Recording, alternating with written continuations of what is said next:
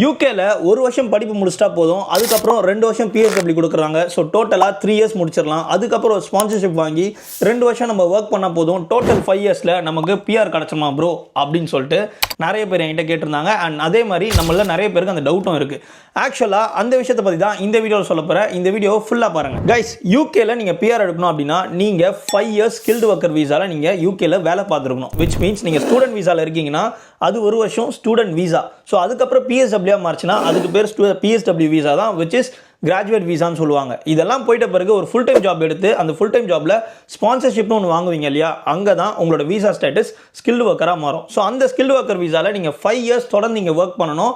அப்படி ஒர்க் பண்ண பிறகு தான் உங்களுக்கு பிஆர் எடுக்கிறதுக்கு எலிஜிபிலிட்டியே வரும். ஸோ கரெக்டாக அந்த 5 வருஷம் முடியறதுக்கு ஒரு 28 நாளுக்கு முன்னாடி நீங்கள் வந்து உங்களோட பிஆர் ப்ராசஸை ஸ்டார்ட் பண்ணலாம். ஸோ இந்த இன்ஃபர்மேஷன் உங்களுக்கு ரொம்ப கிளியராக இருந்திருக்கும்னு நினைக்கிறேன். இதே மாதிரி யூகே பற்றி இன்னும் நிறைய விஷயம் தெரிஞ்சுக்கணும் அப்படின்னா அப்படியே அங்கே